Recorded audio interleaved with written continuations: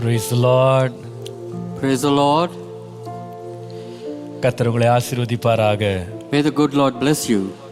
இந்த கால வேளையிலேயும் மீண்டும் ஒரு முறை நாம் தேவ சமூகத்திலே நாம் கூடி வருவதற்கு தேவன் பாராட்டின அவருடைய அளவற்ற இரக்கத்திற்காக கிருபைக்காக கர்த்தரை நான் மனப்பூர்வமாய் ஸ்தோத்திரிக்கிறேன்.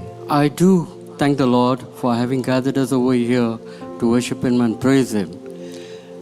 நாம் மீண்டும் 180 நாட்களில் வேதம் முழுவதையும் வாசித்து முடிக்கவும் அதே 180 நாட்களில் நீதிமொழிகள் புஸ்தகத்திலிருந்து நாம் கர்த்தருடைய வார்த்தையை ஒவ்வொரு நாளும் தியானிக்கவும் கர்த்தர் நமக்கு கொடுக்கிற கிருபைக்காய் கர்த்தரை ஸ்தோத்திரிக்கிறேன். I do thank God for God having called us to meditate upon the word of the Lord for 180 days and to read the Bible in 180 days, and along with that we are also meditating upon the book of Proverbs, and I thank the Lord wholeheartedly for that. கர்த்தர் இத்தனை நாட்கள் கொடுத்த கிருபைக்காய் கர்த்தரை ஸ்தோத்திரிக்கிறேன்.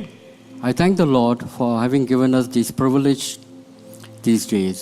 அது மாத்திரமல்ல, இந்த நிகழ்ச்சிகளை நம்முடைய யூடியூப் சேனல்ல மாத்திரமல்ல, நீங்கள் லைவ் டிவி மூலமாக ஆர்க் டிவி மூலமாக பார்த்து கொண்டிருக்கிறவங்க ஒவ்வொருவரையும் இயேசுவின் நாமத்தில் அன்போடு வாழ்த்துகிறேன். It has not only been telecast through our YouTube channels, and also it has been telecasted by Live TV and Live TV Plus, and we do welcome you in God's name. கர்த்தர் உங்கள் எல்லாரையும் ஆசீர்வதிப்பாராக. May the good Lord bless you. இந்த நாளிலேயும் ஆண்டவருடைய வார்த்தையை நாம் தியானிப்பதற்கு முன்பதாக நாம் கர்த்தரை நோக்கி பார்த்து ஜெபம் பண்ணுவோம். Before we meditate and go into the word, let us look unto the Lord and pray. Hallelujah. Hallelujah. வல்ல செயல்கள் நீனைத்து உள்ளமே பொங்குதையா. வல்ல செயல்கள் நீனைத்து உள்ளமே பொங்குதையா. நல்லவரே நன்மை செய்தவரே, நல்லவரே நன்மை செய்தவரே, நன்றி நன்றி ஐயா, நன்றி நன்றி ஐயா. நல்லவரே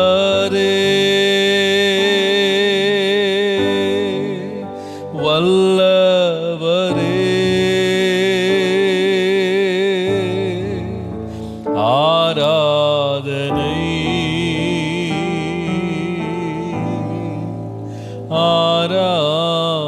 ஆராதனை. நல்லவரே வல்லவரே, ஆராதனை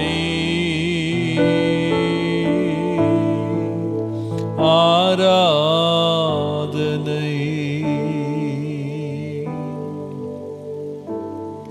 இரக்கமும் கிருபையும் உள்ள நல்ல ஆண்டவரே, இந்த காலை வேளையிலே எங்களை நாங்கள் தாழ்த்தி கொண்டு உம்முடைய திருப்பாதத்திலே எங்களை சமர்ப்பிக்கிறோம்.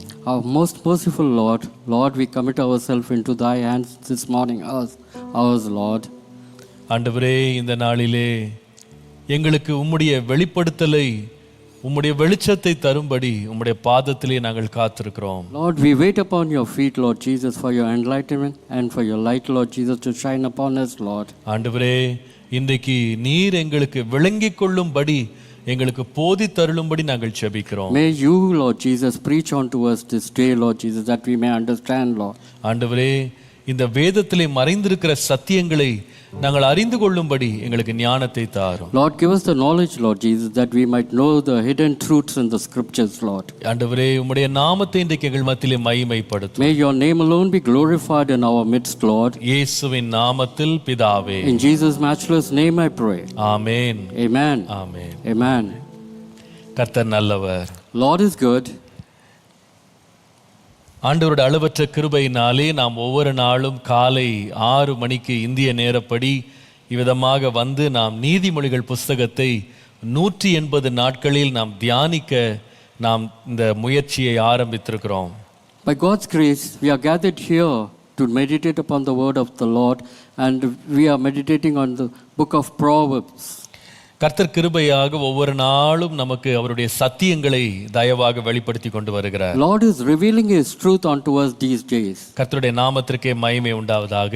May glory be to God alone. இந்த நான் பேசுகிற இந்த ஒவ்வொரு தியானத்தின் டிவோஷன்ஸ் உடைய நோட்ஸ் நம்முடைய வெப்சைட்ல acabrc.com வெப்சைட்ல நீங்கள் டவுன்லோட் பண்ணும்படியாக நாங்கள் வெளியிட்டிருக்கிறோம். And these notes, it can be downloaded on our websites. கர்த்தர் உங்களை ஆசீர்வதிப்பாராக, அதை பயன்படுத்திக் கொள்ளுங்கள்.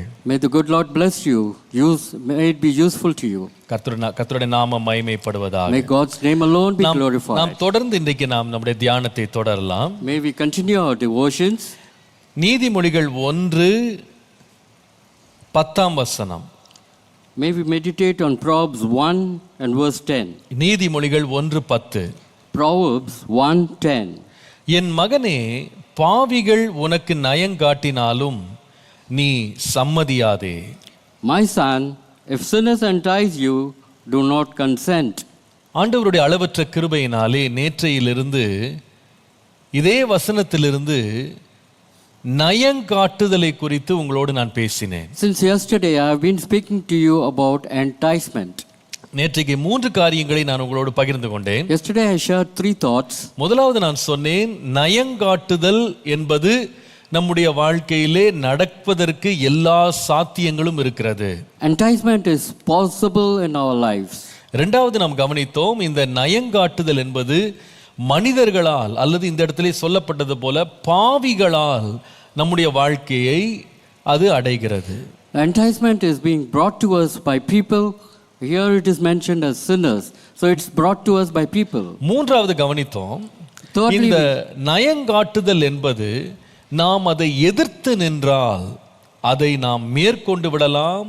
இந்த நயங்காட்டும் காரியம் நம்முடைய வாழ்க்கையில பலன் இழந்து போகும். And if you resist this enticement, you will overcome this. Enticement becomes Powerless before resistance. கர்த்தருடைய நாமத்துக்கு மகிமை உண்டாவதாக. Glory be to God's holy name. நான் இந்த வசனத்தை நான் வாசித்த பொழுது இந்த 10ஆம் வசனத்தை தொடர்ந்து 16ஆம் வசனம் வரைக்கும் வாசித்தீங்கன்னா இந்த நயங்காட்டுதலை குறித்தே அதே சப்ஜெக்ட்ல அதே தலைப்புல பின்னால் உள்ள வசனங்கள் இருக்கிறத நான் கவனித்தேன். If you read Proverbs 1 verses 10 to 14 onwards, you will always see it has been mentioned about enticement. இதுல இன்றைக்கு நாம் 4வது காரியத்தை படிக்க போறோம். Today we are going to meditate on the 4th topic. அது என்ன தெரியுமா? You know what it is? நயங்காட்டுதலுக்கு ஒரு விதமான வழி, ஒரு விதமான வகை, ஒரு பாதை இருக்கிறது. There is a pattern that enticement comes through to us. ஒரு பேட்டர்ன்ல, ஒரு பாதை வழியாக இந்த enticement, இந்த நயங்காட்டுதல் நடக்கிறது. Enticement has a pattern. நாம் அதை வாசிக்கலாம். 11ஆம் வசனத்திலிருந்து 16ஆம் வசனம் வரைக்கும் கவனிங்க. May we read from verses 11 to 16. எங்களோடே வா, இரத்தம் சிந்தும்படி நாம் பதிவிருந்து குற்றமற்றிருக்கிறவர்களை முகாந்திரமின்றி பிடிக்கும்படி ஒளித்திருப்போம். பாதாளம் விழுங்குவது போல் நாம் அவர்களை உயிரோடே விழுங்குவோம். குழியில் இறங்குகிறவர்கள் விழுங்கப்படுவது போல் அவர்களை முழுமையும் விழுங்குவோம். விலையுயர்ந்த சகலவிதமான பொருள்களையும் கண்டடைவோம். கொள்ளை பொருளினால் நம்முடைய வீடுகளை நிரப்புவோம். எங்களோட பங்காளியாயிரு, நம் எல்லாருக்கும் ஒரே பை இருக்கும் என்று அவர்கள் சொல்வார்களாகில், என் மகனே, நீ அவர்களோடே வழி நடவாமல் உன் காலை அவர்கள் பாதைக்கு விலக்குவாயாக. Verse 11, if they say, come with us, let us lie in wait to shed blood, let us lurk secretly for the innocent without cause, let us swallow them alive like Sheol and whole like those who go down to the pit. We shall find all kinds of precious possessions. We shall fill our houses with spoil. Cast in your lot among us. Let us all have one purse. My son, do not walk in the way with them. Keep your foot from their path. For their feet run to evil, and they shall haste to shed blood. கர்த்தருடைய பரிசுத்த நாமத்திற்கு மகிமை உண்டாவதாக. Glory be to God's holy name. இன்றைக்கு இந்த நயங்காட்டுதல் எந்த விதத்தில் எந்த படிகளிலே நம்மை வந்து அடையும் என்பதை குறித்து உங்களுக்கு போதிக்க போகிறேன். I want to show you how this enticement comes and which pattern it comes to us. I just want to explain it to you. 3 காரியங்களை முக்கியமாய் கவனிக்க வேண்டும். You have to be attentive to 3 thoughts that I am going to give it to you. முதலாவது, இந்த நயங்காட்டுதல் என்பது நாம் விரும்புகிற ஒரு காரியத்தை கொண்டு முதலாவது நம்மை கவர்ந்து இழுக்கும். First of all, it attracts with something that we desire or long for. இரண்டாவது, Secondly, நாம் இருக்கிற ஒரு பாதுகாப்பான இடம் அல்லது நாம் மறைந்திருக்கிற இடத்திலிருந்து நம்மை வெளியே கொண்டு வர இந்த நயங்காட்டுதல் முயற்சி செய்யும். this enticement will bring us out of our hiding place or safety, break our defenses. மூன்றாவது, நம்மை முழுவதுமாக ஆளுகை செய்யும் அல்லது நம்மை அதனுடைய கட்டுப்பாட்டுக்குள்ளே கொண்டு வந்து நம்மை சிறைபிடிக்கும். And thirdly, it will capture us fully. கர்த்தருடைய நாமத்துக்கு மகிமை உண்டாவதாக. Glory be to God's holy name. இதை இங்கிலீஷ்ல வந்து ABC என்று சொல்லுவேன். I would say these under the head A, B, C. அதாவது முதலாவது வந்து அட்ராக்ட், இரண்டாவது வந்து பிரிங் அவுட், மூன்றாவது கேப்சர். எழுதி கொள்ளுங்க. அட்ராக்ட் முதலாவது கவர்ந்து இழுக்கிறது, இந்த நயம் பண்றதுன்றது கவர்ந்து இழுக்கிறது. ரெண்டாவது நம்முடைய பாதுகாப்பான இடங்களிலிருந்து வெளியே கொண்டு வர்றது, bringing us out of safety and hiding. மூன்றாவது நம்மை முழுவதுமாக ஆக்கிரமிக்கிறது அல்லது நம்மை கேப்சர் பண்றது. ABC, இதை மறந்துடாதீங்க. அப்போ இந்த நயங்காட்டுதல் இந்த 3 படிகளிலே நம்மை வந்து அடைகிறது. This enticement comes to us in these three patterns. இதைதான் நீங்கள் 11ஆம் வசனத்திலிருந்து 16ஆம் வசனம் வரைக்கும் வாசிக்கலாம். This is what we read from verses 11 to 16. பாருங்க, ஒரு நல்ல மீன் பிடிக்கிறவன் வந்து இதை நன்றாக அறிந்து மீன் பிடிக்கிறதுல அவன் பயன்படுத்துகிறான். The fisherman does the same thing when he wants to catch fish. பாருங்க, முதலாவது அவன் என்ன செய்வான் தெரியுமா? What a fisherman does. அவன் இந்த மீனை பிடிப்பதற்கு அந்த மீனுக்கு ரொம்ப பிடித்தமான உணவை அவன் ஆயத்தம் பண்ணி அதை பொறியாக வைத்து அந்த மீனை தன் பக்கமாக கவர்ந்து இழுப்பான். The fisherman, what he does to attract them, he uses a right bait. Something the fish likes to eat. அவர்களை அப்படியே கவர்ந்துருவான். And he attracts them. பாருங்க, நம்ம பிசாசானவன் வந்து நமக்கு பிடிக்காத ஒரு காரியத்தை நமக்கு சோதனையா கொண்டு வரவே மாட்டான். Likewise, the devil do not bring us the things which we do not like.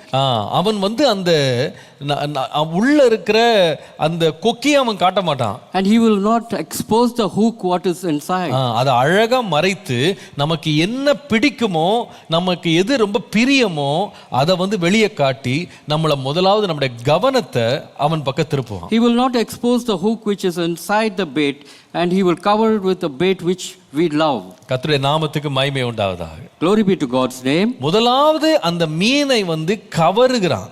And he attracts the fish first of all. இரண்டாவது அவன் என்ன செய்கிறான் தெரியுமா? What does he do secondly? இந்த கவர்ந்து இழுக்கிற இந்த பொருளாலே அல்லது இந்த கண்ணியை வைத்து அவன் என்ன செய்வான்னா, அந்த மீனுடைய மறைவிடத்திலிருந்து அல்லது அதனுடைய பாதுகாப்பான இடத்திலிருந்து அதை வெளியே கொண்டு வர முயற்சி செய்வான். Secondly, what he does is he tries to bring the fish from the hiding place. He takes the bait to where the fishes are. பாருங்க, அதை என்ன பண்ணுவான்னா, அது எப்படியாவது வெளியே கொண்டு வந்துடணும். அதை he tempts them to leave their safety and hiding place. அவங்களுடைய பாதுகாப்பையும் மறைவிடத்திலிருந்து வெளியே கொண்டு வர்றதுக்கு தான் இந்த அட்ராக்ஷன் அவன் கொண்டு வர்றான். And he tempts them to leave the safety and hiding place. He attracts the fish with the bait. பாருங்க, அவனுக்கு தெரியும் அவங்க இந்த மறைஞ்சிருக்கிற வரைக்கும் ஒளிஞ்சிருக்கிற வரைக்கும் அதை பிடிக்க முடியாது. And he knows that as long as it's in the hiding, he cannot catch the fish. ஆகவே இந்த நயங்காட்டுதல் என்னன்னு சொன்னா, உன்னை வெளியே கொண்டு வரணும். நான் எப்படியாவது உன்னுடைய பாதுகாப்புல இருந்து முதல்ல உன்னை வெளியே கொண்டு வரணும். What does this enticement do? It brings you out of your hiding place. அதற்கு அவன் என்ன பண்ணுவான் தெரியுமா? And what does he do? அவன் வந்து மீன் எங்க இருக்கோ அந்த இடத்துல தான் அவன் வந்து கண்ணியை வைப்பான். And he would place the bait where the fishes are. இப்போ அந்த மீன் என்ன செய்யும்? What will the fish do? அது பார்த்துக்கிட்டே இருக்கும். இந்த ஒரு புழுவோ ஒரு தவளையோ ஏதோ ஒரு பெயிட் அவன் போடுறான் பாருங்க, அதை பார்த்துட்டு அது என்ன பண்ணும்னா தன்னுடைய மறைவிடத்திலிருந்து மெதுவா வெளியே வரும். And when the fishes see the bait, it will come out of the hiding place slowly. அது வந்துட்டு என்ன பண்ணும்னா எடுத்த உடனே அந்த அந்த அந்த இத பெயிட்டை வந்து அது போய் உடனே சாப்பிடாது, புழுவை உடனே கடிக்காது. As soon as the fishes come out of the hiding place, it will not take hold of the bait at once. அது என்ன பண்ணும் தெரியுமா, அந்த அதுக்கு இருக்கிற அந்த கண்ணியை சுற்றி வந்து அப்படியே சுத்தி சுத்தி நீந்திட்டே வரும். And the fishes will swim around the bait. அது என்ன பண்ணிக்கும்னா தன்னையே நம்ப வைக்கும், இதுல எந்த ஆபத்துமே இல்லைன்னு தன்னையே நம்ப வைக்கும். First of all, the fishes will convince themselves that there is no danger in that bait. அது என்ன சொல்லிக்கும்னா இதுல வந்து நான் மாட்ட மாட்டேன் அப்படின்னு தன்னையே நம்ப வச்சுக்கும். And he would say, I will not get caught in this bait. அது என்ன சில மீன் என்ன பண்ணும் தெரியுமா, இதுல கொக்கி இருந்தா கூட நான் மாட்ட மாட்டேன்னு சொல்லி தன்னையே நம்ப வச்சுக்கும். And at sometimes the fishes may even think, even if there is a hook, he can take the bait and avoid the hook. அந்த கொக்கியில நான் மாட்ட மாட்டேன், and I would not get caught in the hook. இது எப்போ அதிகமான மீன்களுக்கு வரும்னு சொன்னா, ஏற்கனவே அதுங்க இந்த மாதிரி ஒரு கொக்கியில மாட்டி தப்பிச்சதற்கு பாருங்க, அதுக்கு ஒரு தைரியம் வரும், இந்த முறையை நான் தப்பிச்சிருவேன். Most of the fishes, they would have escaped this hook some time ago, and that is why they would think that even this time I will escape likewise. அப்போ முதலாவது அதை அட்ராக்ட் பண்ணுவாங்க, they would attract the fishes. ரெண்டாவது இது என்ன பண்ணுவாங்கன்னா அதை வந்து தன்னுடைய ஒளிப்பிடங்கள், அதனுடைய பாதுகாப்பான மறைவிடங்கள்ல இருந்து வெளியே கொண்டு வருவாங்க. First the fisherman will attract these fishes. Secondly, he would bring these fishes from their hiding places. பாருங்க, இந்த மறைவிடத்திலிருந்து இந்த மீன் வெளியே வந்த பிறகு, once the fishes come out of the hiding place, அது வந்து இந்த வைத்திருக்கிற கண்ணியை குறித்து அதுக்கு வந்து 3 காரியங்கள் அது மறந்துடும்.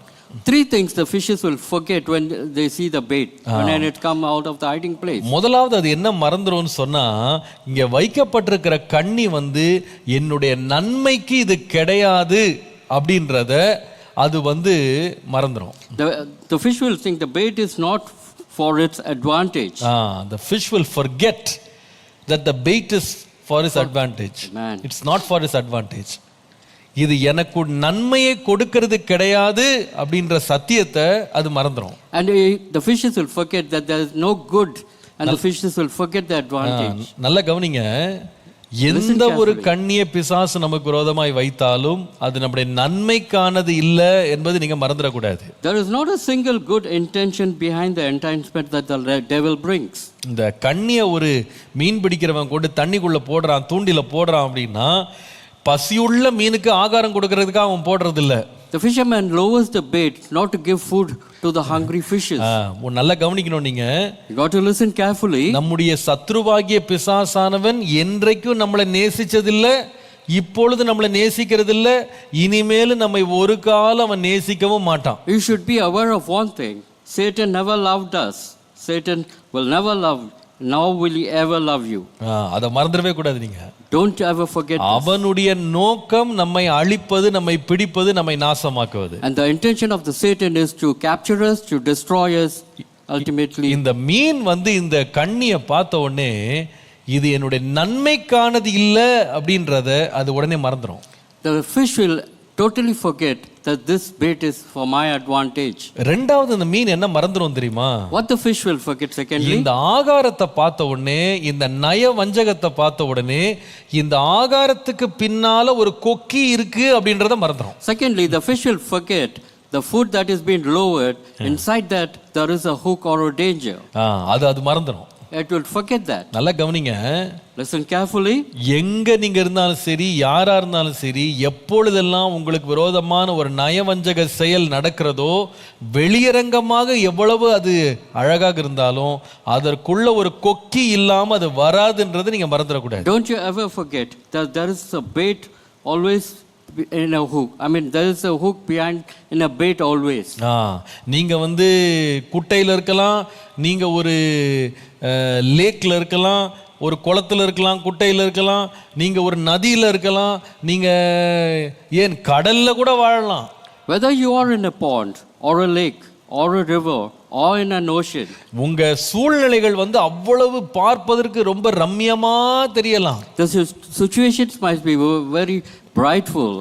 நீங்க வந்து உங்களுக்கு விரோதமாக ஒரு கண்ணி வைக்கப்படுது அப்படின்னு சொன்னா, நீங்க எங்க இருந்தாலும் சரி, அதுக்கு பின்னால ஒரு கூரான ஒரு கொக்கி இருக்கு அப்படின்றது நீங்க மறந்துடவே கூடாது. You should never forget when a bait is placed, you should never forget that there is a danger or a hook behind it. அந்த பொதுவாகவே இந்த கண்ணியை வந்து பார்ப்பதற்கு அழகாக, ருசிப்பதற்கு இன்பமாக, வயிற்றை நிரப்புகிற ஒரு காரியமாக, நம்மளை வந்து கவர்ந்தெழுக்கிற மாதிரி ஒரு காரியம் வெளியே தெரியும். ஆனா அந்த கொக்கி என்பது வெளியவே தெரியாது. அது அழகா நம்ம கொஞ்சம் கூட சந்தேகமே படாத அளவுக்கு அது அழகா மறைச்சு வச்சிருக்கோம். The bait, when it is lowered, you should never forget, it will look beautiful, it will look attractive, and we should never forget there is a hook inside the bait, and you got to be ever cautious. அப்போ முதலாவது இது என்ன மறந்துடும்னு சொன்னா, இந்த ஆகாரம் என்னுடைய நன்மைக்கானது இல்லை அப்படின்றத அது மறந்துடும்.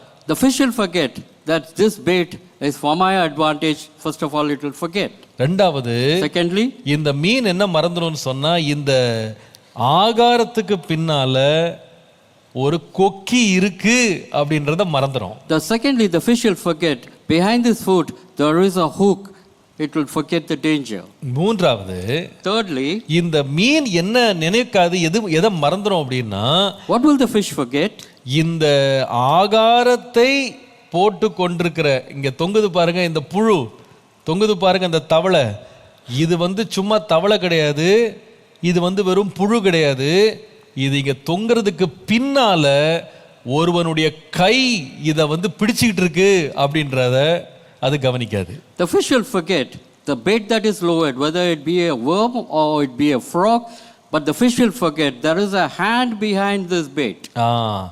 இந்த இதுக்கு பின்னால ஒரு பலமான ஒரு கரம் வந்து இதை நம்மளை இழுக்கிறதுக்காக காத்துட்டு இருக்கு அப்படின்றத அது அறியாது. The fish will forget there is a hand which is waiting for it. நல்லா கவனிங்க. Listen carefully. எந்த ஒரு கண்ணியும் எந்த ஒரு சோதனையும் தானாக இயல்பாக வரவே வராது. No enticement will come to us by its own. எந்த சோதனையும் தானாக வராது. No enticement will come to us by its own. No temptation. எல்லா சோதனைக்கும் எல்லா வஞ்சனைக்கும் பின்னால சத்துருவானவனுடைய ஒரு கரம் இருக்கிறது அப்படின்றத நீங்க மறந்துடாதீங்க. There is a hand beyond every enticement. You should never forget that. ஒரு இயற்கைக்கு அப்பாற்பட்ட ஒரு சத்துருவினுடைய போராட்டம் நம்ம காணாத இடத்திலிருந்து நமக்கு எப்பொழுது நாம் சிக்குவோன்னு நம்மை சுற்றி வருகிறது என்பதை நீங்க மறந்துடாதீங்க. There is a hand waiting for us to fall prey to these enticements, and there is about the supernatural power it is. It's a supernatural demonic force. Amen. That is behind this bait. அதை மறந்துடாதீங்க. தானா நான் சோதிக்கப்பட்டேன்னு கிடையாது. பிசாசானவன் ஒவ்வொருவனுக்கும் ஒரு கண்ணியை வச்சுக்கிட்டே தான் இருக்கான்.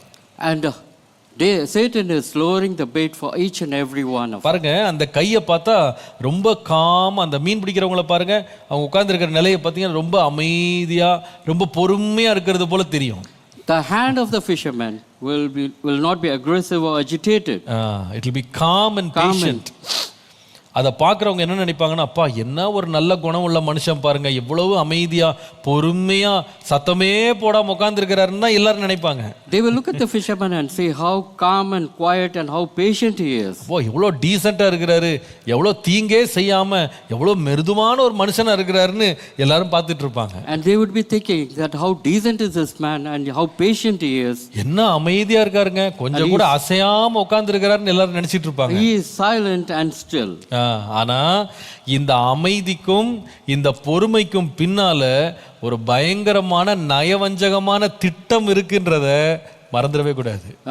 Behind this silence and stillness there is a sinister plan. அதை நீங்க மறந்துடவே கூடாது. Don't ever forget that. நான் சொல்லுவேன், இந்த சந்தர்ப்பத்துல தான் இந்த கண்ணி நமக்காய் வைக்கப்படுது பாருங்க, நம்ம இழுக்கும்படி வைக்கப்படுற இந்த ஆகாரம் இருக்கு பாருங்க, இதை பார்க்கும்போது தான் நாம உடனடியாக நாம வந்து செயல்பட வேண்டியது அவசியம்.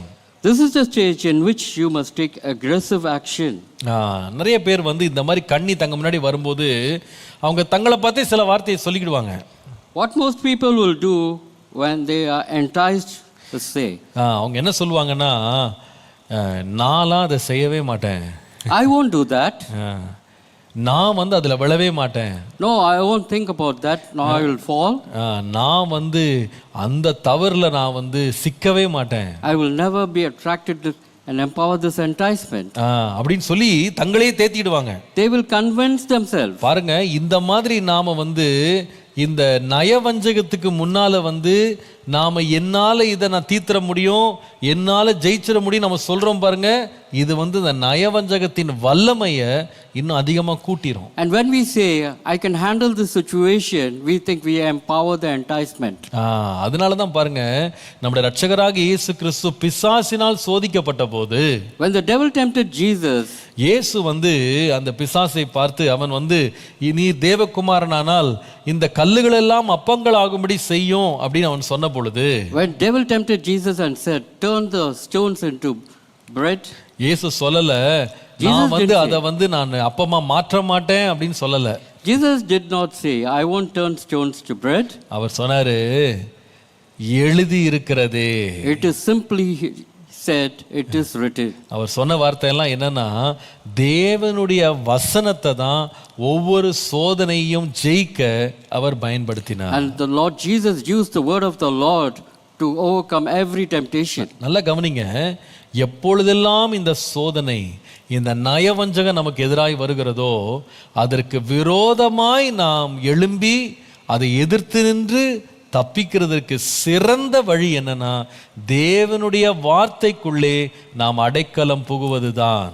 Your first response to enticement is defend yourself behind the word of God. Your best response can be declare the word of the Lord. நல்லா மறந்துடக்கூடாது, நீங்க பிசாசானவனை வந்து நம்முடைய ஞானத்தினாலோ புத்தியினாலோ அறிவினாலோ நம்ம ஜெயிச்சிடலாம் நம்ம நினைக்கவே கூடாது. Don't you ever think that you can win the devil with your knowledge or wisdom. நீங்க நல்லா தெரிஞ்சுக்கணும், நம்ம எல்லாரை விட அவன் ரொம்ப கெட்டிக்காரன். And he is more wise than us. நம்மள ரொம்ப அவன் எவ்வளவு வஞ்சனையா, அவன் எவ்வளவு சாதுரியமா செயல்பட முடியும் அவனுக்கு தெரியும். And he knows how he can entice us and in the way that he can. பாருங்க, ஒரு மீனை விட மீன் பிடிக்கிறவன் எப்படி இருப்பான்? சாமர்த்தியசாலியா இருப்பான்.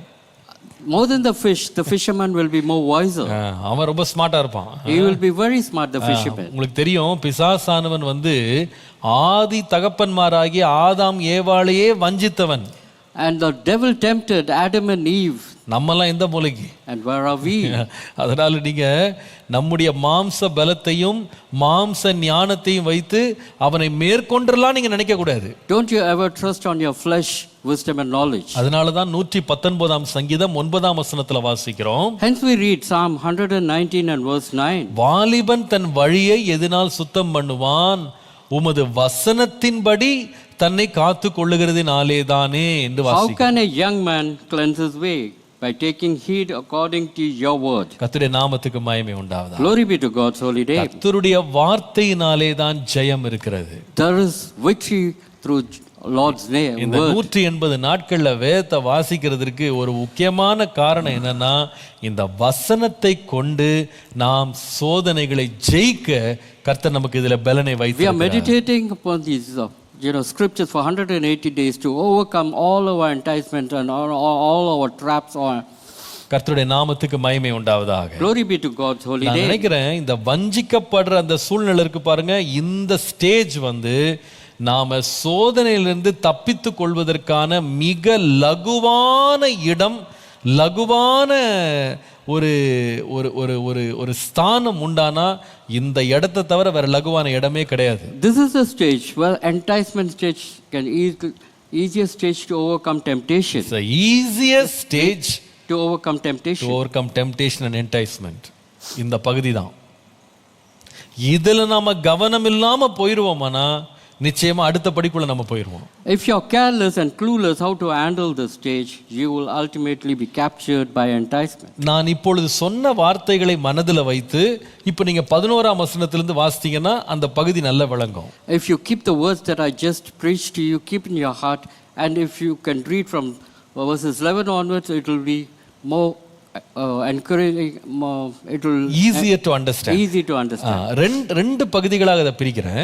I shall divide it into two aspects. முதலாவது அந்த அட்ராக்ஷன் அல்லது அப்பீல் எப்படிப்பட்ட விதத்தில் இந்த நயவஞ்சகம் நம்மை அழைக்கும். How will that enticement attract us or appeal to us? நீங்கள் 11ஆம் வசனத்திலிருந்து 12ஆம் வசனம் வரைக்கும் பாருங்களேன். If you read Proverbs 1:11 and 12, எங்களோடே வா.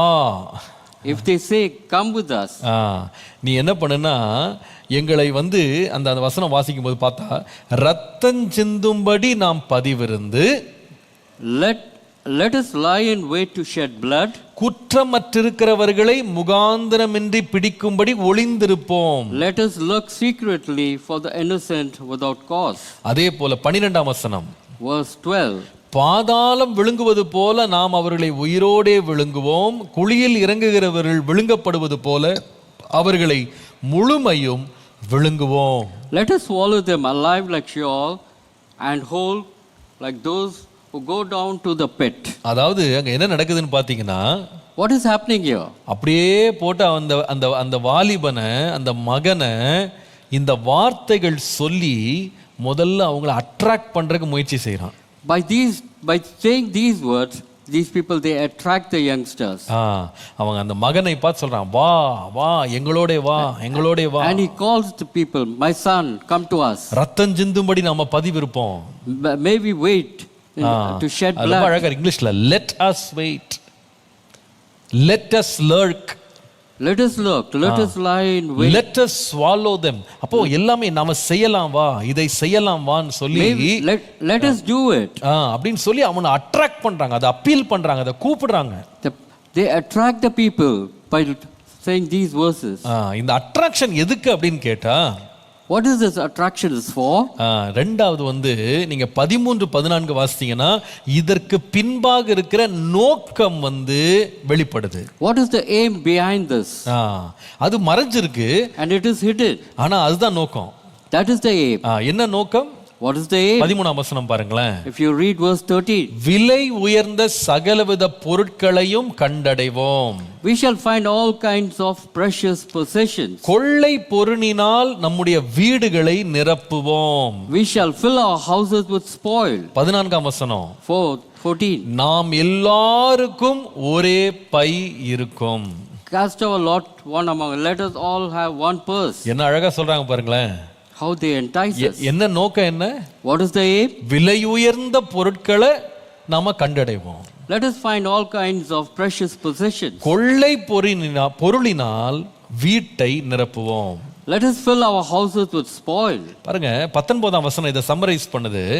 What does verse 19 say? இது சம்மரைஸ் பண்ணுது. It summarizes the whole thing. அது சொல்லுது, பொருள் ஆசை உள்ள எல்லாருடைய வழியும் இதுவே. So are the ways of everyone who is greedy for gain. வெளிய அழகா அவங்களை அட்ராக்ட் பண்ணி கூப்பிடுறாங்க. They attract these people outwardly. நோக்கம் என்ன? What is the aim? பொருள் ஆசையினாலே அவர்கள் வழிகளை கரைபடுத்தும்படி. So the ways are of everyone who is greedy for gain. அவங்க ஆசை எல்லாம் பொருள். They are greedy for gain. இதோட விளைவு என்ன? முடிவு என்ன? What is the end? நீங்கள் தொடர்ந்து வாசிப்பீங்களானா 19ஆம் வசனத்துல, இது தன்னுடையவர்களின் உயிரை வாங்கும். It takes away the life of its own. என்ன முடிவு என்ன? What is the end? உயிரை வாங்கிரும். It will take our life. பாத்தீங்களா என்ன அழகா இருக்குன்னு? How beautiful it is. முதல்ல அப்பீல், அதை அட்ராக்ட் பண்ணி இழுக்குது. And it appeals first of all and attracts. உள்ள இருக்கிற நோக்கத்தை வெளியே சொல்லல. What is hidden inside, it is not exposed. ஆனா உள்ள இருக்கிற நோக்கம், அந்த bait, அந்த hook என்னன்னு கேட்டிங்கன்னா பொருளாசை. What is the bait? It is the precious possessions. No, the love for money, the greed for things, the greed for riches. அதுதான் கொக்கி. The love for money is the bait. அதான் அந்த கொக்கி. That is the hook. அந்த hook வெளியே தெரியாது. The hook will not be seen out. வெளியே என்ன தெரியும் தெரியுமா? What is that you will see outside? நம்ம எல்லாரும் ஒண்ணா போலாம். Outside they will say, let us all go together. நம்ம எல்லாருக்கும் ஒரே பர்ஸ் இருக்கும். There will be only one purse for us. நம்ம எல்லாரும் ஒண்ணா கூடி இருக்கலாம். Let us be all together. நம்ம எல்லாரும் என்ஜாய் பண்ணலாம். Let us enjoy together. ஆனா உள்ள கொக்கி என்னன்னு கேட்டிங்கன்னா, ஒரு மனுஷனை கொல்லக்கூடிய பொருளாசை. What is the hook which is hidden? It is the destruction for the person. பாருங்க முடிவு ரொம்ப அழகா இருக்கு. ஆண்டுடைய வார்த்தையை நான் யோசித்த போது எவ்வளவு அழகா தேவனுடைய வார்த்தை நமக்கா இதை சொல்லி இருக்கு. And how beautiful is the word of the Lord that has been given to us. 1 தீமோத்தேயு 6:10 சொல்லுகிறது, 1 Timothy chapter 6 and verse 10 says, பண ஆசை எல்லா தீமைக்கும் வேறாயிருக்கிறது. For the love of money is a root of all kinds of evil. சிலர் இதை இச்சித்து விசுவாசத்தை விட்டு வழுவி அநேக வேதனைகளாலே தங்களை உருவ குத்தி கொண்டிருக்கிறார்கள். For which some have strayed from the faith in their greediness and pierced themselves through with many sorrows. என்னது அது? What is it? உள்ள என்ன பண்றாங்களா? தங்களே உருவ குத்தி கொள்ளுகிறார்கள். And they are piercing themselves. இதான் இந்த ஹூக், இதான் இந்த கொக்கி. This is the work that the hook does. வெளியில அது தெரியாது. It will not be seen outside. வெளியில பார்க்கும்போது எல்லாமே ஒண்ணா ரொம்ப அழகா இருக்கிற மாதிரி தெரியும். Everything will look beautiful outwardly. ஆனா இந்த ஆசை அப்படின்ற இந்த கொக்கி வந்து ஒரு மனுஷனை உருவ குத்திரும். The love will pierce you with. 9ஆம் வசனத்துல தான் வாசிக்கிறோம். In verse 9 we read, ஐஸ்வர்யவான்களாக விரும்புகிறவர்கள் சோதனையிலும் கண்ணியிலும் மனுஷரை கேட்டிலும் அழிவிலும் அமிழ்த்துகிற மதிகேடும் சேதமும் உள்ள பலவித இச்சைகளிலும் விழுகிறார்கள். And verse 9 we read, for those who desire to be rich fall into temptations and snare into many foolish and harmful lusts. அன்பானவர்களே, என்ன நல்லா கவனிங்க. Listen carefully, my dear. ஒவ்வொரு மனுஷனுக்கும் ஒரு வித்தியாசமான கொக்கி இருக்குன்றதை மறந்துடாதீங்க. Don't you ever forget there is a hook for everyone. பாருங்க, சில பேர் வந்து மீன் பிடிக்கிறதுக்கு வந்து கொக்கி போட்டு மீன் பிடிப்பாங்க, தூண்டில் சொல்லுவாங்க அதை. And there is a hook used by the fishermen to catch fish. There is there's a variety called the fishing rod. ஒரு மீனை ஒரு நேரத்தில் பிடிக்கிறது. There is one the fisherman uses a rod to catch one fish at one time. ஆனா இன்னொரு வகை இருக்கு. There is another mode. அது என்னன்னு கேட்டீங்கன்னா அது வலை போட்டு பிடிக்கிறது. And the second mode is a net. இந்த வலையிலே பலவிதமான வலைகள் இருக்கு. There are different kinds of nets. அப்போ எல்லாருக்கும் ஒரே சோதனை கிடையாது. There is no one kind of temptation for anyone. சில பேர் வந்து பண ஆசை அப்படின்ற கொக்கியினால தங்களை உருவ கொத்தி கொள்ளும்படி அவன் இழுக்கப்படுகிறான். Some people the love for the money attracts them and they pierce themselves through it. இந்த 11ஆம் வசனத்துல இருந்து 16ஆம் வசனம் வரைக்கும் இந்த 1ஆம் அதிகாரம் நீதிமொழிகள்ல வாசித்தீங்கன்னா அங்க நடக்கிற மொத்த சம்பாஷணைக்கும் அந்த வஞ்சனைக்கும் பின்னணி என்னன்னா, இன்னொருவனுடைய பொருளை நாம திருடலாம், நாம அதை சம்பாதிக்கலாம்னு சொல்லி அழைக்கப்படுகிறாங்க. What is the aim behind every calling is to take the possession of the other people. That is what is given in Proverbs. ஆனா எல்லாருக்குமே பண ஆசை கிடையாது. Everyone will not love money. எல்லாருக்கும் பண ஆசை கிடையாது. Everyone will not love. சிலருக்கு வேற விதமான ஆசைகள் இருக்கும். There might be different kinds of love for other people. சிலருக்கு வேற காரியங்கள் ரொம்ப முக்கியமா தெரியும். There might be different things that people might love. சில காரியங்கள் வந்து அநேகருக்கு வந்து ரொம்ப கவர்ச்சிகரமா தெரியும். Some people might think it is very attractive. There may be attractive, different kind of attractions, different kinds of baits, different kinds of hooks, different kinds of methods of capturing the prey. பல விதங்கள்ல வருவான் பிசாசு. Devil will come in different forms. மறந்துடவே கூடாது. Don't you ever forget that. அது நம்முடைய ஒவ்வொருவருக்குள்ளேயும் ஒரு விதமான பலவீனம் நமக்குள்ள இருக்கும். There is a weakness in each one. எல்லாருக்கும் ஒரே பலவீனம் கிடையாது. There is not a single way of weakness. யாரை எப்படி பிடிக்கணும்னு அவனுக்கு தெரியும். Devil knows how to capture each and every one. சிலரை புழு போட்டு பிடிப்பான். Some he will capture with a worm. சிலரை வந்து ஒரு தவளை போட்டு பிடிப்பான். And he might lower a frog for someone. சிலருக்கு வந்து பெரிய பெரிய தூண்டில்களை போட்டு பெரிய பெரிய கண்ணிகளை வைத்து பிடிப்பான். And some he will lower bigger baits to capture the fishes. யாரை எப்படி பிடிக்கணும்னு அவனுக்கு தெரியும். And devil knows how to capture each one. நேத்திக்கு உங்களோட நான் பேசும்போது நான் சொன்னேன். Yesterday also I told you. சிம்சோனை வந்து முதல்ல அவன் ஒரு சிங்கம் போல கர்ஜித்து வந்து பிடிக்க பார்த்தான். Yesterday also I spoke about Samson. The first method of attack was coming like a lion. He comes as a roaring lion. ஆனா அத வந்து அவன் ஜெயிச்சிட்டான். And he overcame that. ஏன்? அவனுக்கு ஒரு விசேஷித்த பலன் இருந்தது. அந்த சிங்கம் அவனுக்கு முன்னால் நிக்கவே முடியல, ரெண்டா கிழிச்சு தூக்கி போட்டான். And God has given him the strength that he came forward and he tore the lion into two. ஆனா Secondly, ரெண்டாவது முறை திரும்ப அவன் வந்து சிங்கமா வரல. second time, the devil did not come to him as a lion. அவன் எப்படி வந்தான்னு சொன்னா, How did he come? Second அவன் time. ஒரு பெண்ணாக வந்தான். And secondly, he came as a woman. அதுல வந்து கெர்ச்சனை கிடையாது, There was no roaring. அதுல வந்து பயமுறுத்தல் கிடையாது, There was nothing ferocious. அது வனாந்திரத்திலிருந்து ஓடி வரல. It didn't come from a wild. அது எங்க இருந்துச்சுன்னா, Where was it? பெட்ரூம்குள்ளே இருந்துச்சு. The trap was inside the bedroom. சிங்கத்தை பார்க்கும்போது ஓடி போய் கிழிச்சவன், The man who went forward to and tore the lion into two, இந்த பெண்ணுன்னு வரும்போது அவள் மடியிலே படுத்து தூங்கிட்டு இருந்தான். when it became a lady, he fell at her feet and slept with her. பிசாசுக்கு நல்லா தெரியும், எதை பார்த்தா நம்ம தூங்குவோம், எதை பார்த்தா மயங்குவோம், எதை பார்த்தா நம்ம அமைதியா இருப்போம்னு பிசாசுக்கு தெரியும். Devil knows to which one we will be attracted and where will, and he knows our weaknesses. எல்லாருக்கும் ஒவ்வொரு கண்ணி. There is a trap for each and every பாருங்க, one. சிம்சோனுக்கு தெலைலாள், For Samson it was Delilah.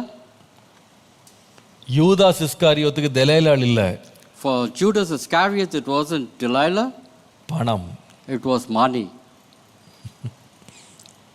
நேபுகாத் நேச்சாருக்கு தெலைலாள் கிடையாது, For Nebuchadnezzar it was not Delilah, அது பணமும் கிடையாது, nor money, அது ஒரு பெருமை. it was a pride. அவனுக்கு தெரியும் யாரை எங்க அடிக்கணும்னு அவனுக்கு தெரியும். The devil knows where to attack each and everyone. He knows our weaknesses. அதற்காக அவன் அவர்களை நயமாக வஞ்சித்து இழுப்பான். And he entices them and he attracts them. தேவனுடைய கிருபையை சார்ந்து கொண்டு, அவருடைய வசனத்தை பிடித்து கொண்டு, அவர் நம்ம கொடுக்கிற ஆலோசனைகளை நாம் கேளாமல் போவோமானால் நிச்சயமே நிச்சயம் நாம் அந்த கண்ணியில சிக்கிடுவோம். We will certainly fall into the trap unless we defend ourselves with the word of the Lord. அதனால தான் இந்த இடத்துல 15ஆம் வசனத்தை வாசிக்கும் போது, And if you would read verse 15, நீதிமொழிகள் 1:15, Proverbs 1:15, என் மகனே நீ அவர்களோடே வழி நடவாமல், my son, do not walk in the way with them. உன் காலை அவர்கள் பாதைக்கு விலக்குவாயாக. Keep your foot from their path. கர்த்தருடைய நாமத்துக்கு மகிமை உண்டாவதா. Glory be to God's holy name. எனக்கு ரொம்ப ரொம்ப சந்தோஷமா இருந்த ஒரு காரியம் என்ன தெரியுமா? I am so happy. என்ன தெரியுமா? அது வந்து இந்த சோதனை, இந்த நயங்காட்டுதல் அப்படின்ற சம்பவங்களை எழுதி கொண்டே வருகிற நடு மையத்துல தேவனுடைய ஆலோசனையின் சத்தம் தொனிக்கிறது. The word of the Lord or the counsel of the Lord is given to us at this time of enticement or in trouble. பாருங்க, இந்த சம்பவம் அப்படியே வாசிக்க அப்படியே 11ஆம் வசனத்திலிருந்து இந்த 17 வசனம் வரைக்கும் பார்த்தீங்கன்னா இந்த வஞ்சனையை பற்றி தான் எழுதியிருக்கு. அதுக்கு நடு மையத்தில் என் மகனே என்று சொல்லுகிற ஒரு ஆலோசனையின் சத்தம் அதற்குள்ள வருது. And if you read the verses from 11 onwards in Proverbs, the time of this enticement, there is a word that is being sounding. He says, my son, this is the word of the Lord. In the midst of your enticement, God's voice keeps sounding an alarm. நம்முடைய ஆண்டவர் சோதனையின் நேரத்தில் நம்மோடு பேசுகிறார். The time of trial, the Lord speaks to us. காயினுக்குள்ள வருத்தம் வந்துருச்சு. Cain was angry with himself. அவனுடைய சகோதரன் மேல் அவனுக்கு ஒரு கோபம் வந்து விட்டது. There was an anger against Abel. ஆனா அவனை முதலாவது சந்தித்தது யாருன்னா கர்த்தர் தான். The first person who met Cain was Lord himself. நன்மை செய்தால் மேன்மை இல்லையோ? If you do good, will you not be honored? ஏன் உன் முகநாடி வேறுபட்டிருக்கிறது? Why is your countenance fallen? நம்முடைய வாழ்க்கையில கூட பாருங்க, இந்த மாதிரி பிசாசானவன் சிங்கத்தை போல கர்ஜித்து வரலாம், வெள்ளம் போல வரலாம், அல்லது ஆசை வார்த்தைகள் சொல்லி வரலாம். எத்தனை சோதனை வழியா நம்ம போயிட்டு இருக்கும் போதும் கர்த்தர் அந்த நேரத்துல நடுவிலே வந்து நம்மோடு நிச்சயமாகவே பலவிதமான எச்சரிப்புகளை ஆண்டவர் கொடுப்பார். The Lord will certainly caution you amidst all this enticement that the devil brings onto you. ஆண்டவர் பேதுருவை பார்த்து சொன்னாரு. Lord looked at Peter and said, பிசாசு உன்னை சுளகுல புடைக்கிறது போல உன்னை புடைக்கிறதுக்கு என்கிட்ட உத்தரவு கேட்டுக்கொண்டான். The devil asked permission to sift you like வீட். like wheat. ஆனால் உன் விசுவாசம் உன்னை விட்டு ஒளிந்து போகாதபடி உனக்காக நான் வேண்டிக் I கொண்டேன். did pray for you that your faith is not lost. என்ன அழகா இருக்கு பாருங்க. How beautiful is it? அவன் சோதனையின் பாதையில போறதுக்கு முன்னால கர்த்தர் அவன்கிட்ட பேசினாரு. Before he could be tempted, the Lord prayed for him. He spoke to him. He spoke to him. நீங்க வந்து பேதுருன் மாத்திரம் கிடையாது, யூதாஸ் அந்த சோதனையில விழுறதுக்கு முன்னால பல முறை கர்த்தர் அவனை எச்சரித்தார். Before Judas Iscariot committed the sin, Jesus did speak to Judas. பல முறை பேசினார். Many a time Jesus spoke to him. நம்முடைய ஆவியானவர் நம்மோடு பேசுகிறவர். Let the Holy Spirit speak to us too. நம்முடைய ஆவியானவர் இன்றைக்கு நம்மோடு பேசுகிறார். Even today the Holy Spirit speaks to us. உங்க வாழ்க்கையை கவனிச்சு பாருங்க. Look into your life. அந்த வாரத்துல நீங்க ஒரு சோதனையில விழப் போறீங்கன்னு கர்த்தருக்கு தெரியும். ஆண்டவர் கரெக்டா ஞாயிற்றுக்கிழமையில அந்த வாரத்துக்கு முன்னால அந்த சம்பவத்துக்கு முன்னால கர்த்தர் ஒரு செய்தியின் வழியாக உங்களுக்கு ஏற்கனவே ஒரு எச்சரிப்பு அனுப்பிடுவாரு. Before you could enter into the trials that particular week, the Lord will speak to you through His word on a particular Sunday and warn you. He will warn you in advance. He may warn you in advance. முன்னமே சொல்லுவாரு, இந்த மாதிரி வரப்போகுது அப்படின்னு சொல்லுவாரு. And he would caution you. He says this is coming to you. ஆனா நாம என்ன செய்யணும் தெரியுமா? What is the duty of us? ஆண்டவரே, Lord, இந்த நயங்காட்டுகிற இந்த பொருளிலிருந்து என் கண்களை விலக்கி உம்முடைய வசனத்தின் மேல் நான் என்னை பாதுகாத்து வைத்துக் கொள்கிறேன். Lord, let me pin my faith on your word, Lord Jesus, and escape from this enticement, Lord. கர்த்தருடைய அன்பை நாம புரிந்து கொண்டு அந்த அன்புக்கு நம்மை அர்ப்பணிக்க வேண்டும். May we understand the love of the Lord and may we surrender to Him. கர்த்தருடைய நாமத்திற்கு மகிமை உண்டாவதாக. Glory be to God's holy name. கர்த்தர் நம்மை வைத்திருக்கிற இடத்திலிருந்து எதுவும் நம்மை நயங்காட்டி இழுத்து விடாதபடி நாம் எச்சரிப்பாயிருக்கணும். Let us be cautious and let us not come out of the hiding place what the Lord has placed us. கர்த்தர் நமக்கு கொடுத்திருக்கிற பாதுகாப்பான இடங்களிலிருந்து ஒரு நாளும் விலகி அதனால் கவரப்பட்டு போகாதபடி கர்த்தர் நம்மை பாதுகாப்பாராக. Let us not come out of the hiding place that the Lord has given unto us and may we not fall into this என்னுடைய சத்தத்தை enticement. கேட்கிற ஒவ்வொருவரோடு நான் பேசுகிறேன். I am speaking to each and every one of you. கர்த்தர் உங்கள் ஒவ்வொருவருக்கு ஒரு பாதுகாப்பை வச்சிருக்கிறார். There is a protection given unto you by the Lord. கர்த்தர் ஒவ்வொருவருக்கும் ஒரு மறைவிடத்தை வைத்திருக்கிறார். There is a hiding place for each and every one of you. பிசாசானவனுக்கு தெரியும், நீங்க அந்த மறைவிடத்துல நீங்க அந்த பாதுகாப்பின் இடத்துல இருக்கிற வரைக்கும் அவன் உன்னை நெருங்க முடியாது. And devil knows unless you are in the hiding place you are quite safe.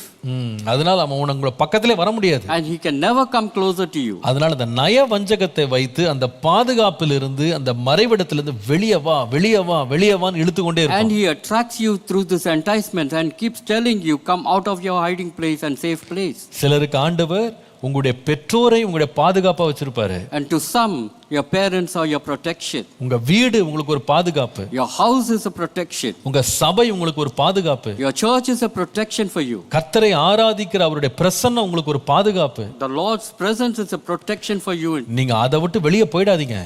No, don't you ever come out of it or go out of it. பிசாசுக்கு தெரியும், இந்த நேரம் அவன் போக வேண்டிய அவன் பிரவேசிக்க வேண்டிய தேவ சமூகத்தின் இடத்தை விட்டு அவனை எப்படியாவது அட்ராக்ட் பண்ணி வெளியே கொண்டு வந்துட்டேன்னா அவனை அழிச்சிருவேன் அவனுக்கு தெரியும். The devil, he knows that if I can bring him out of the God's presence I can destroy him. நம்முடைய வாழ்க்கையை திரும்பி பாருங்க.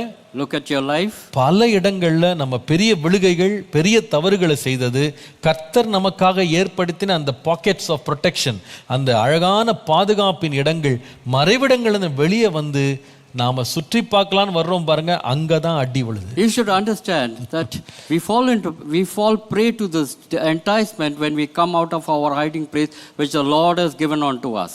நாம் அதுக்குள்ளே ஓட நாம எப்பொழுதுமே முயற்சி செய்யணும். We should always be protected and be ready to run into the protection. வேதம் சொல்லுகிறது, The Bible says தேவனுடைய நாமம் பலத்த கோட்டை. The Lord's name is a Lord tower, strong tower. The name of the Lord is a strong tower.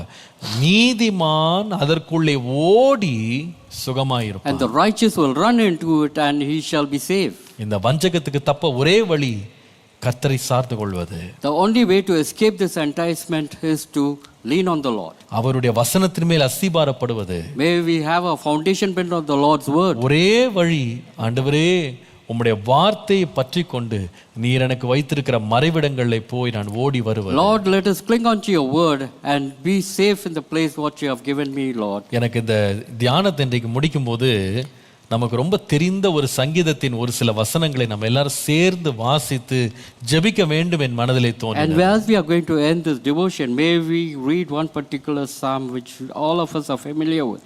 91ஆம் சங்கீதம் முதல் 7 வசனங்களை நாம் வாசிக்கலாம்.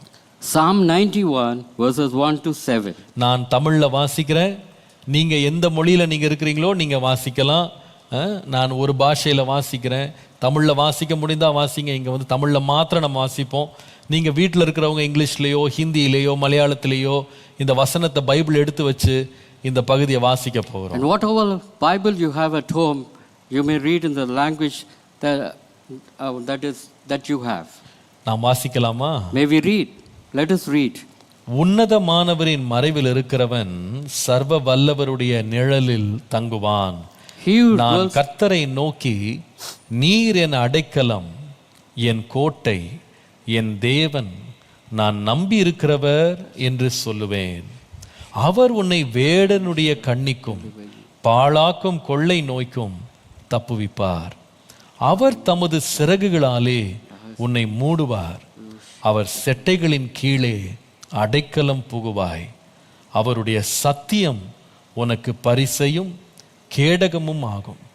இரவில் உண்டாகும் பயங்கரத்திற்கும் பகலில் பறக்கும் அம்புக்கும் இருளில் நடமாடும் கொள்ளை நோய்க்கும் மத்தியானத்தில் பாழாக்கும் சங்காரத்துக்கும் பயப்படாதிருப்பாய். உன் பக்கத்தில் 1000 பேரும் உன் வலது புறத்தில் 10,000 பேரும் விழுந்தாலும் அது உன்னை அணுகாது. ஹல்லேலூயா. Hallelujah. எவ்வளவு நல்ல தேவன் நம்முடைய தேவன். How good the Lord is. அவருடைய உன்னத கரத்திற்குள்ளே அவருடைய மறைவுக்குள்ளே நாம் ஓடி மறைய கர்த்தர் கிருபை தருவார். Let us be ever ready to hide the hiding place what the Lord has given us. இன்றைக்கு நாம் கவனித்தோம். Today we see இந்த நயவஞ்சகத்தை எப்படி பிசாசு நம்முடைய வாழ்க்கையில கொண்டு வருவான். How the devil brings these enticements in our life. முதலாவது அவன் நம்மை கவர்ந்து இழுப்பான். First of all, he will try to attract us. இரண்டாவது நம்முடைய மறைவிடங்கள், நம்முடைய பாதுகாப்பான இடங்களிலிருந்து அவன் வெளியே நம்மை இழுக்க முயற்சி செய்வான். Secondly, he will try to bring us out of our hiding places. அவனுடைய வஞ்சனையை பார்த்து நாம் ஏமாந்து வெளியே வருவோமானால் அவன் நிச்சயமாய் நம்மை சிக்க வைத்து விடுவான். And let us be careful in not coming out, because he will capture us. ஆண்டவரே, Lord, உம்முடைய சிறைகளுக்குள்ள என்னை மறைத்துக் கொள்ளுன்னு கேட்போம். Lord, protect us under your wings, Lord. கண்களை மூடி ஜெபம் பண்ணுவோமா? May we close our eyes and pray. Hallelujah. Hallelujah. அவர் சேட்டையின் கீழ் அடைக்கலம் புகவே தம் சிறகுகளால் மூடுவார். அவர் சேட்டையின் கீழ் அடைக்கலம் புகவே தம் சிறகுகளால் மூடுவார்.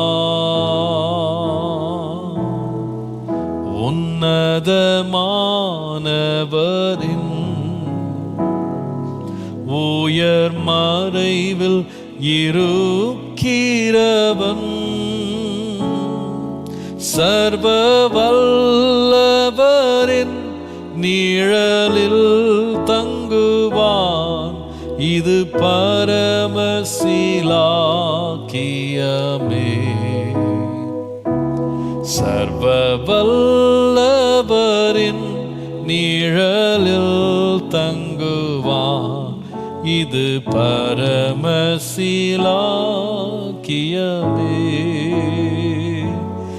அவர் சேட்டையின் கீழ் அடைக்கலம் புகவே தம் சிறகுகளால் மூடுவார்.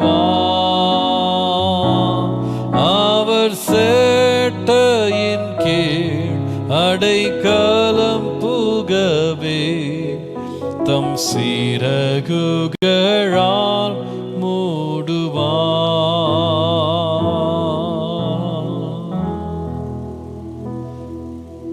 ஆண்டவரே, என்னுடைய மறைவிடங்களை விட்டு, என்னுடைய பாதுகாப்பான அரண்களை விட்டு நான் வஞ்சிக்கப்பட்டு வெளியே வந்து விடாதபடி என்னை பாதுகாத்து மறைத்துக் கொள்ளும். Lord, protect me, Lord Jesus, that I do not come out of my hiding place, Lord Jesus, and fall prey to these enticements, Lord. எத்தனை வகையிலே வஞ்சனை வந்தாலும், In whatever form or ways the enticement comes to me, உம்முடைய மறைவுக்குள்ளே என்னை காத்துக்கொள்ள கிருபை தாரும். Lord, may you protect us, Lord. உம்முடைய நாமத்தை எங்கள் வாழ்க்கையிலே மகிமைப்படுத்தும். May your name alone be glorified in our lives, Lord. இயேசுவின் நாமத்தில் பிதாவே. In Jesus' matchless name we pray. Amen. Amen. Amen.